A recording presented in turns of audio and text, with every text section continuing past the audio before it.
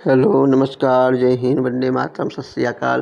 प्यारे विद्यार्थियों, मैं एस.के. मिश्रा आप सभी का हमारे अपने YouTube channel Hariom IC college Lalganj में स्वागत करता हूं। पिछले वीडियो में हमने हिंदी गद्य यूपी बोर्ड हाई स्कूल के अंतर्गत आचार्य रामचंद्र शुक्ल जी का जीवन परिचय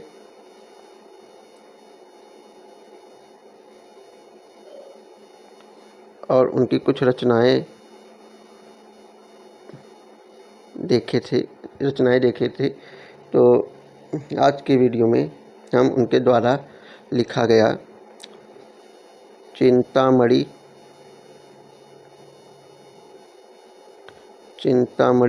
नामक निबंध संग्रह जो 4 भागों में बटा हुआ है, उसमें से मित्रता नामक पाठ जो high school UP board Hindi गद्य का पहला पाठ है, उसको हम पढ़ेंगे।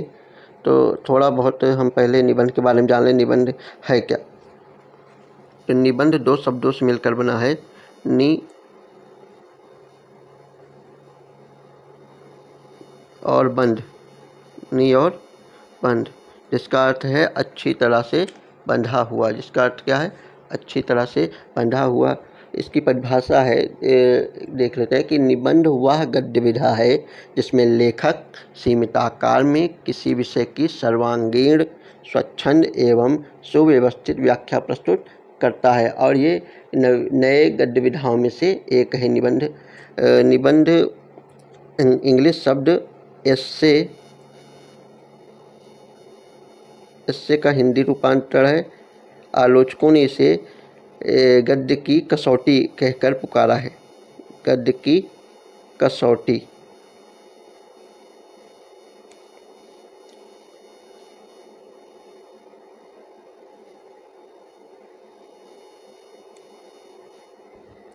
विषय और शैली के अनुसार इसके 4 भेद होते हैं।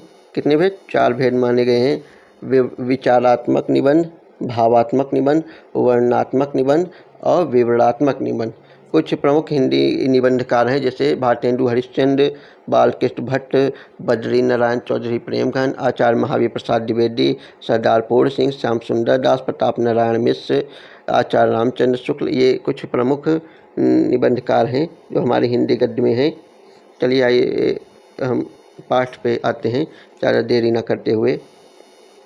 इसमें जो कठिन शब्द होंगे उनका कुछ अर्थ बताते जाएंगे और साथ साथ से पढ़ते जाएंगे। देखते हैं कि जब कोई युवा पुरुष अपने घर से बाहर निकलकर बाहरी संसार में अपनी स्थिति जमाता है, तब पहली कठिनता उसे मित्र चुनने में पड़ती है। जब कोई युवा पुरुष समाज में बाहर निकलता है, समाज में घुलने मिलने का प्रयास करता है, तो सबसे पहले उसको तो पहली कठिनाई ये मिलती है, क्या? मित्र बनाने में कठिनाई मिलती है। मित्र बनाने में कठिनता प्राप्त होती है।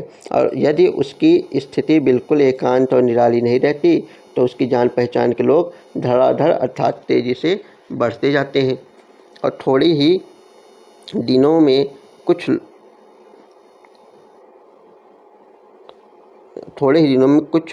लोगों से उसका हेल मेल जाता है। यही हेल मेल बढ़ते बढ़ते मित्रता के रूप में परिणत अर्थात बदल जाता है। मित्रों के चुनाव की उपयुक्तता पर उसके जीवन की सफलता निर्भर हो जाती है। कि जैसे मित्र होंगे उसी प्रकार उसकी सफलता मित्रों के ऊपर निर्भर होती है। क्योंकि संगति का गुप्त प्रभाव हमारे आचरण पर बड़ा भारी कहा भी गया है। जैसी संगति रहेगी वैसा आचरण, वैसा स्वभाव आपका होगा। तो संगति का गुप्त प्रभाव हमारे आचरण पर बड़ा भारी पड़ता है।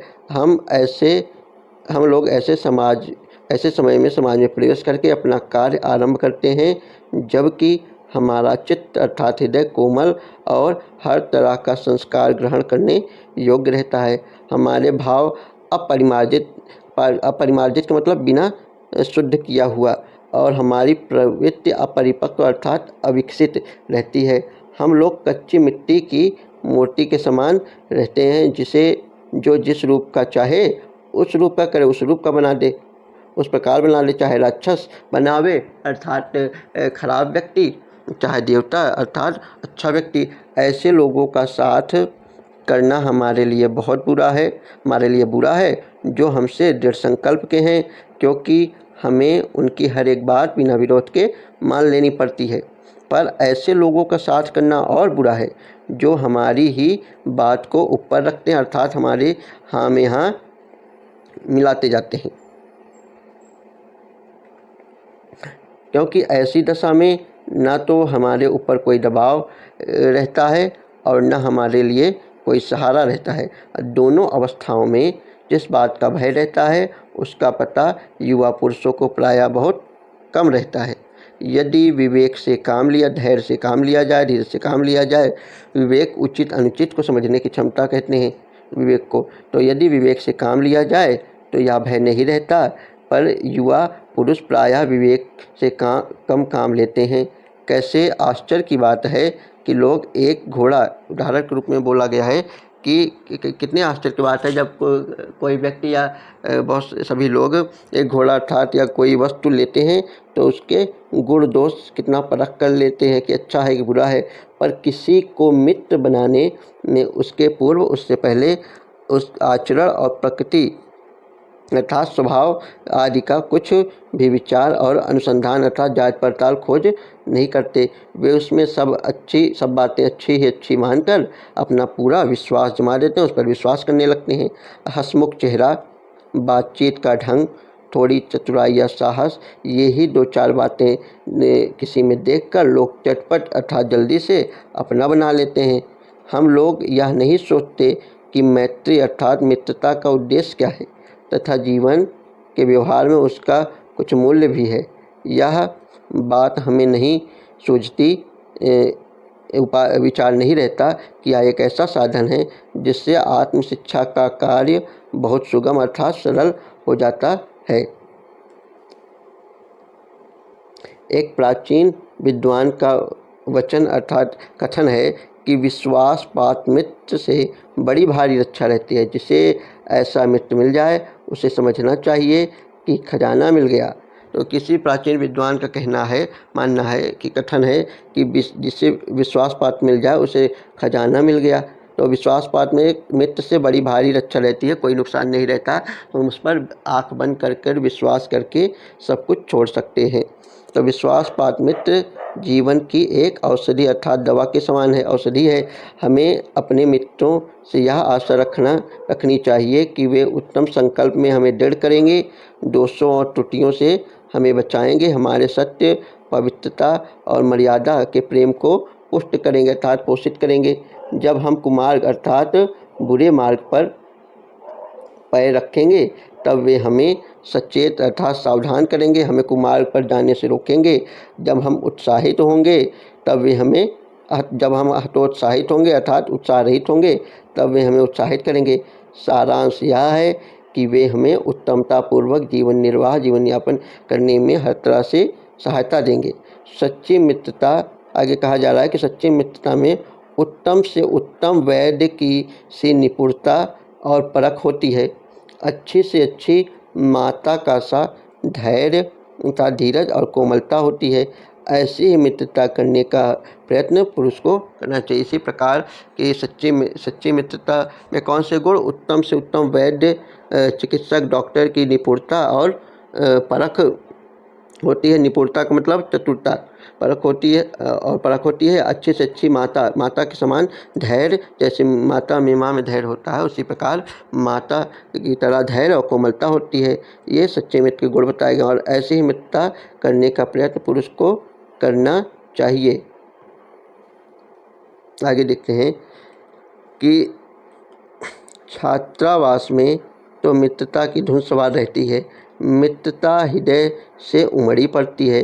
पीछे के जो स्नेह बंधन होते हैं, प्रेम के बंधन होते हैं, उसमें ना तो उतनी उमंग रहती है और ना उतनी खिन्नता अर्थात दुख।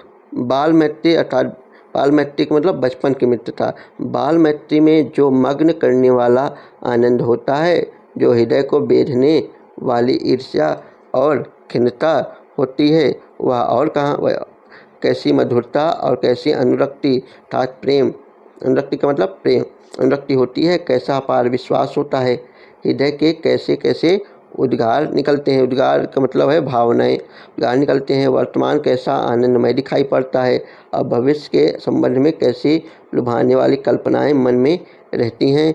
कितनी जल्दी बातें लगती हैं और कितनी जल्दी मानना मनाना होता है। ये सब बातें बचपन की मित्रता, बाल मैत्री के बारे में बताया गया है। अब सहपाठी की मित्रता देख लेते हैं। सहपाठी का मतलब साथ पढ़ने वाला। तो सहपाठी की मित्रता इस उक्ति अर्थात बात में हृदय के कितने भारी उथल पुथल का भाव भरा हुआ है, किंतु जिस प्रकार युवा पुरुष की मित्रता स्कूल के बालक की मित्रता से दृढ़, शांत और गंभीर होती है, उसी प्रकार हमारी युवावस्था के मित्र बाल्यावस्था के मित्रों से कई बातों में भिन्न होते हैं। मैं समझता हूँ कि मित्र चाहते हुए बहुत से लोग मित्र के आदर्श की कल्पना मन में करते होंगे, पर इस कल्पित आदर्श, कल्पना किए हुए आदर्श से तो हमारा काम जीवन की झंझटों में चलता नहीं।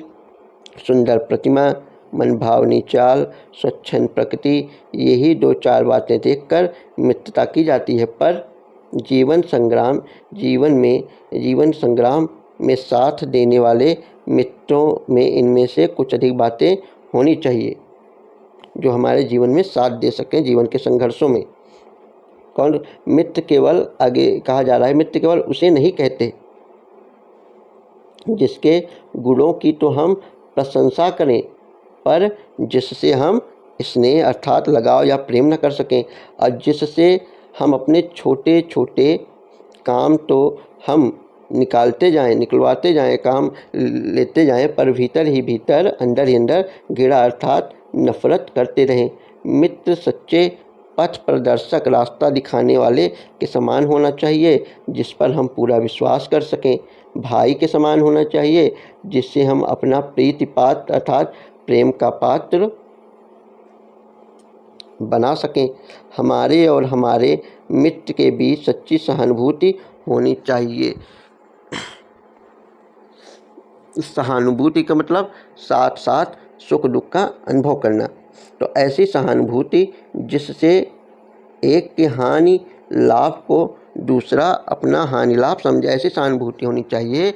जैसे एक मित्र का हानि या अथवा लाभ हो तो दूसरा भी उसे अपना हानि और लाभ समझे। मित्रता के लिए यह आवश्यक अर्थात जरूरी नहीं है कि 2 मित्र एक ही प्रकार का कार्य करते हों और एक ही रुचि के हों। ये आवश्यक नहीं है, ये जरूरी नहीं है कि मित्र अगर कोई है आपका तो वो आप ही की तरह कार्य करे और जो रुचि आप में है वही रुचि वो भी रखे।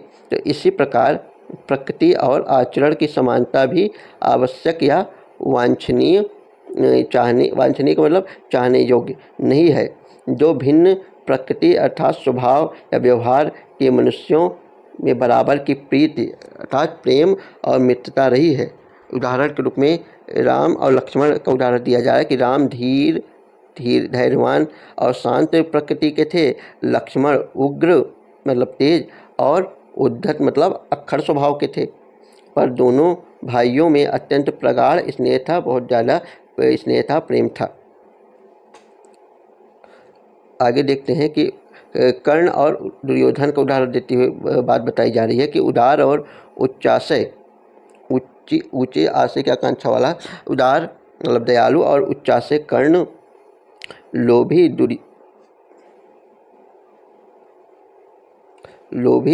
दुर्योधन के स्वभाव में कुछ विशेष समानता न थी, पर उन दोनों की मित्रता खूब निभी। यह कोई बात नहीं है कि एक ही स्वभाव और रुचि के लोगों में ही मित्रता हो सकती है। समाज में विभिन्नता देखकर लोग एक दूसरे की ओर आकर्षित होते हैं। जो गुण हम में नहीं है, हम चाहते हैं कि कोई ऐसा मित्र मिले जिसमें वे गुण हों। चिंताशील मनुष्य प्रफुल्लित अर्थात हमेशा खुश रहने वाले चित्त हृदय का साथ ढूंढता है। निर्बल मतलब बलहीन और बली मतलब बलवान। धीर उत्साही का धीर, धैर्यवान धीरज रखने वाला उत्साही का साथ ढूंढता है। और उच्च आकांक्षा वाला चंद्रगुप्त मौर्य मौर्य वंश के संस्थापक थे। चंद्रगुप्त युक्ति और उपाय के लिए चाणक्य का मुताबिक चाणक्य, जिनको कौटिल्य और कहीं कहीं विष्णुगुप्त भी कहा जाता है, विष्णुगुप्त भी कहा जाता है, जो अर्थशास्त्र नामक ग्रंथ के रचनाकार हैं। इसमें राजनीति संबंधित बातें बताई गई हैं। तो चाणक्य का मुँह ताकता था, नीति विशारद, नीति में निपुण, नीति का विद्वान अकबर मन बहलाने के लिए बीरबल की ओर देखता था। तो ये जरूरी नहीं है कि मित्रता समान व्यक्ति के साथ, समान रुचि वाले, समान कार्य करने वाले के साथ हो। तो मित्र का कर्तव्य आगे बताया गया कि मित्र का कर्तव्य इस प्रकार बताया गया है, उच्च और महान कार्यों में इस प्रकार सहायता देना, मन बढ़ाना और साहस दिलाना कि तुम अपनी निज अर्थात स्वयं की सामर्थ्य अर्थात क्षमता से बाहर काम कर जाओ। ये मित्र का कर्तव्य बताया गया है कि यह कर्तव्य उसी से पूरा होगा जो दृढ़ चित्त और सत्य संकल्प का हो। एक मिनट, इससे हमें ऐसे ही मित्रों की खोज में रहना चाहिए जिनमें हमसे अधिक आत्मबल हो। हमें उनका पल्ला उसी तरह पकड़ना चाहिए किस प्रकार, जिस प्रकार सुग्रीव ने राम का पल्ला पकड़ा था। जैसे राम जी ने सुग्रीव को किष्किंधा राज्य बाली से दिलाया था, किष्किंधा राज्य। तो उसी प्रकार हमें मित्र का पल्ला पकड़ना चाहिए, मित्र का साथ पकड़ना चाहिए। मित्र हों तो प्रतिष्ठित और शुद्ध हृदय के हों। चालमचंद शुक्ल जी कह रहे हैं, लेखक कह रहे हैं कि मित्र हों तो प्रतिष्ठित अर्थात सम्मानित कह सकते हैं, प्रतिष्ठित और शुद्ध हृदय के हों, साफ हृदय के, सरल हृदय के हों, मृदुल अर्थात मीठे और पुरुषार्थी हों, शिष्ट सभ्य कह सकते हैं, शिष्ट और सत्यनिष्ठ हों, जिससे हम अपने को उनके भरोसे पर छोड़ सकें और यह विश्वास कर सकें कि उनसे किसी प्रकार का धोखा ना होगा। तो ये सब मित्र में अगर गुण हों तो उन पर हम आँख मूंद कर विश्वास कर सकते हैं ताकि हम उनको अपने भरोसे छोड़ सकें और उनसे हमें किसी प्रकार का धोखा नहीं होगा। आगे देखते हैं कि जो बात ऊपर मित्रों के संबंध में कही गई है वही जान पहचान वालों के संबंध में भी ठीक है। जान पहचान के लोग ऐसे हों जिनसे हम कुछ लाभ उठा सकते हों, जो हमारे जीवन को उत्तम अर्थात अच्छा और आनंदमय करने में कुछ सहायता दे सकें, यद्यपि उतनी ही जितने गहरे मित्र दे सकते हैं। मनुष्य का जीवन थोड़ा है, उसमें खोने के लिए समय नहीं। यदि का, खा और गा हमारे लिए कुछ नहीं कर सकते हैं, ना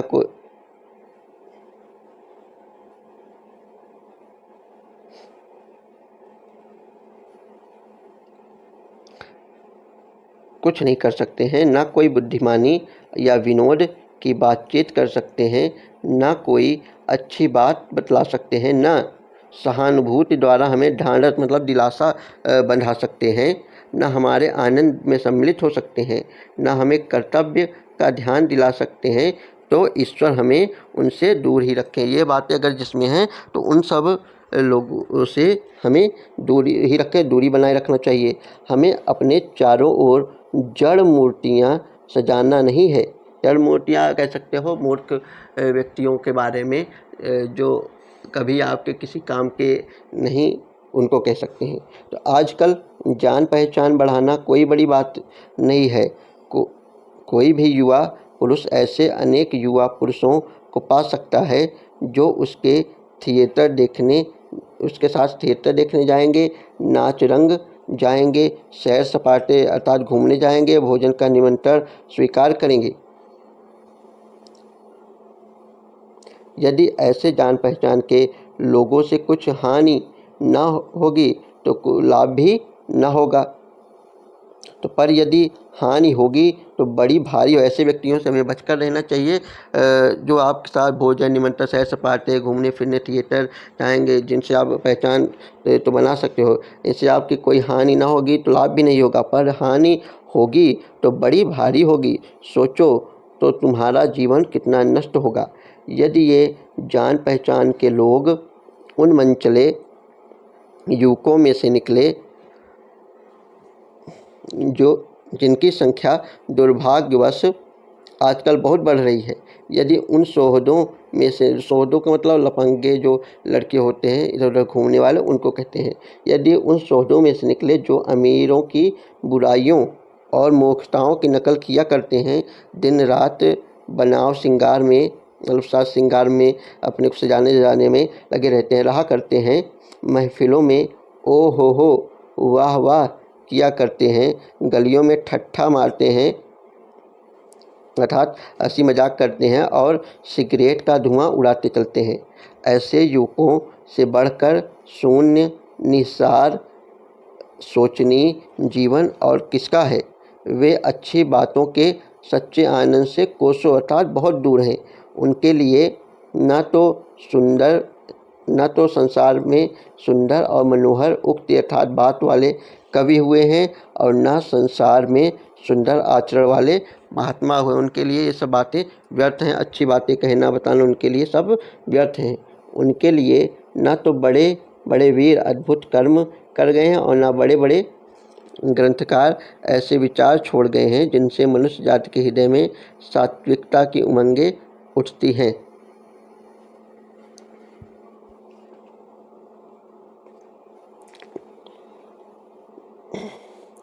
उनके लिए फूल पत्तियों में कोई सौंदर्य नहीं अर्थात सुंदरता नहीं, झरनों के कल कल में मधुर संगीत नहीं, अनंत सागर फैले हुए अनंत सागर तरंगों पर गंभीर रहस्यों का आभास नहीं। उनके भाग्य में सच्चे प्रयत्न और पुरुषार्थ का आनंद नहीं। उनके भाग्य में सच्ची प्रीति का सुख और कोमल हृदय की शांति नहीं। जिनकी आत्मा अपने इंद्रिय विषयों में ही लिप्त है, जिनका हृदय नीचाशयों और कुत्सित विचारों में कलुषित है। कुत्सित का मतलब बुरे और नीचाशयों का मतलब नीच विचारों वाले और कलुषित का मतलब मलिन। ऐसे नाशोन्मुख अर्थात नाश की ओर बढ़ते हुए नाशोन्मुख प्राणियों को दिन दिन अंधकार में पतित अर्थात गिरते होते देख कौन ऐसा होगा जो तरस न खाएगा अर्थात हर व्यक्ति तरस खाएगा। उसे ऐसे प्राणियों का साथ न करना। हमें ऐसे व्यक्तियों का साथ, जो बातें बताई गई, हमें ऐसे व्यक्तियों का साथ नहीं करना चाहिए।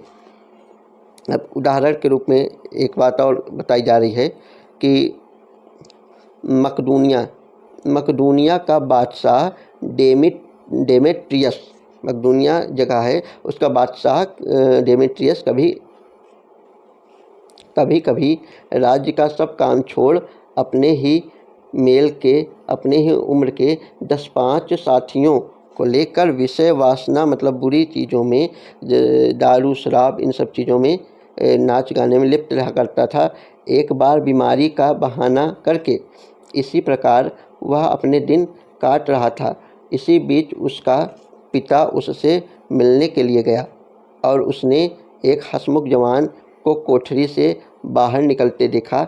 जब पिता कोठरी के भीतर पहुंचा तब डेमेट्रियस ने कहा कि ज्वर अर्थात बुखार ने, ज्वर का मतलब बुखार, ज्वर ने मुझे अभी छोड़ा है। पिता ने इस पर उत्तर दिया, कहा कि हाँ ठीक है, वह दरवाजे पर मुझे मिला था। तो हमें बुरे लोगों के साथ नहीं करना चाहिए।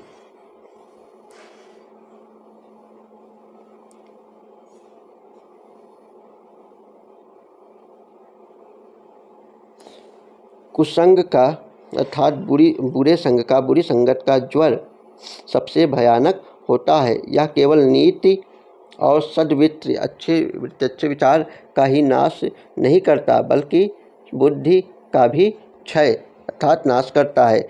किसी युवा पुरुष की संगति यदि बुरी होगी तो उसके पैरों में बंधी चक्की के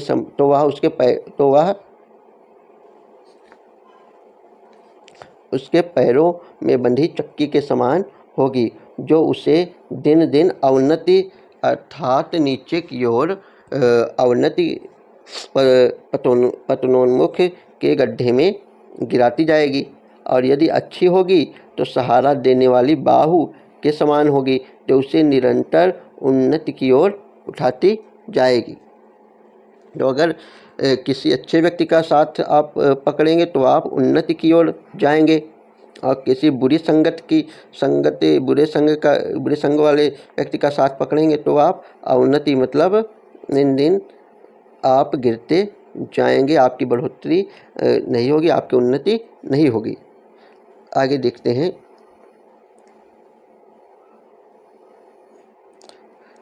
आचार्य रामचंद्र शुक्ल जी आगे कहते हैं कि इंग्लैंड के एक विद्वान को युवावस्था में राज दरबार में जगह नहीं मिली।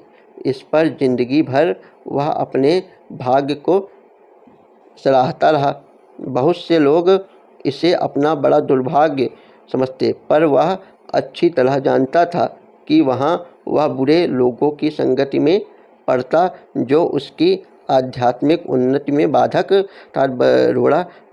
पहुँचाते, बाधक होते। और बहुत से लोग ऐसे होते हैं जिनके घड़ी भर के साथ से भी बुद्धि भ्रष्ट हो जाती है। कुछ लोग ऐसे भी होते हैं जिनका हम थोड़ा सा भी साथ कर लें तो हमारी बुद्धि भ्रष्ट हो जाती है, खराब हो जाती है, हम बुरे बुरे विचार सोचने लगते हैं, क्योंकि उतने ही बीच में ऐसी ऐसी बातें कही जाती हैं जो कानों में न पड़नी चाहिए। चित्त अर्थात हृदय पर ऐसे प्रभाव पड़ते हैं जिनसे उसकी पवित्रता का नाश होता है। बुराई अटल भाव धारण करके बैठती है। बुरी बातें हमारी धारणा में बहुत दिनों तक टिकती हैं। इस बात को प्रायः सभी लोग समझते हैं कि भद्दे और फूहड़ गीत जितनी जल्दी ध्यान पर चढ़ते हैं अर्थात याद हो जाते हैं, उतनी जल्दी कोई गंभीर या अच्छी बात नहीं। कहने का मतलब है जितनी जल्दी हमें गंदी बातें, गंदे संगीत याद होते हैं, उतनी जल्दी हमें अच्छी बातें या अच्छे संगीत याद नहीं होते। तो इसी तरह मित्रों के बारे में अगर हम बुरी संगत की लत हमें जल्दी लगती है और अच्छी संगत की लत हमें कम लगती है, देर से लगती है। एक बार एक मित्र ने मुझसे, लेखक कह रहे हैं आचार्य रामचंद्र शुक्ल जी, कि एक बार एक मित्र ने मुझसे कहा कि उसके लड़कपन अर्थात बचपन में कहीं से एक बुरी कहावत सुन पाई थी, जिसका ध्यान वह लाख चेष्टा अर्थात प्रयत्न या प्रयास करता कि न आए, पर बार बार आता है। जिन भावनाओं को हम दूर रखना चाहते हैं, जिन बातों को हम याद करना नहीं चाहते, वे बार बार हृदय में उठती हैं और बेधती हैं। अतः तुम पूरी चौकसी अर्थात सावधानी रखो।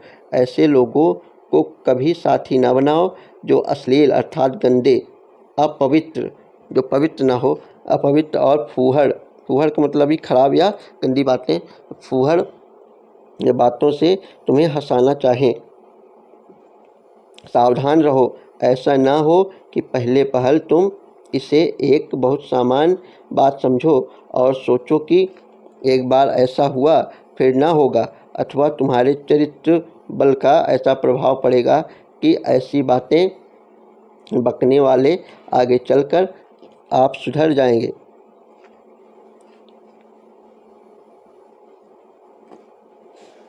नहीं, ऐसा नहीं होगा। जब एक बार मनुष्य अपना पैर कीचड़ में डाल देता है, तब फिर यह नहीं देखता कि वह कहाँ और कैसी जगह पैर रखता है। इसी प्रकार अच्छी और बुरी बातों में भी कहा गया है। धीरे धीरे उन बुरी बातों में अभ्यस्त अर्थात आदी होते होते तुम्हारी घृणा अर्थात नफरत कम हो जाएगी। तुम्हें उनसे चिढ़ ना मालूम होगी, मतलब वही गंदी बातें, वही खराब बातें आपको अच्छी लगने लगेंगी, क्योंकि तुम यह सोचने लगोगे कि चिढ़ने की बात ही क्या है। तुम्हारा विवेक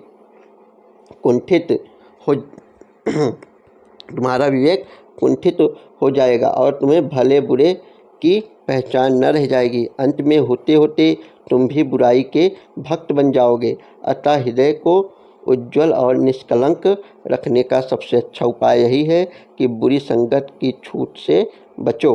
हमें बुरी संगत नहीं करनी चाहिए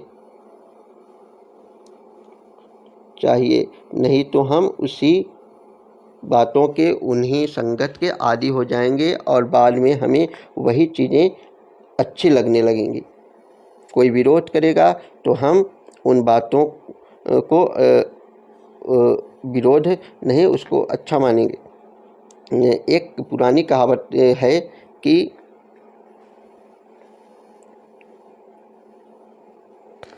काजल की कोठरी में कैसो हुसैनो जाए, एक लीक काजल की लागी है पे लागी है। कोई भी व्यक्ति काजल की कोठरी, कोयले से भरी कोठरी में, फैक्ट्री में या कमरे में जाता है, चाहे वो जितना सयानो अर्थात चतुर सयाना हो, मगर फिर भी उसके काजल के दाग कहीं ना कहीं लग जाते हैं। उसी प्रकार हम चाहे जितने अच्छे हों, चाहे जितने सयाने हों, अगर किसी गंदे व्यक्ति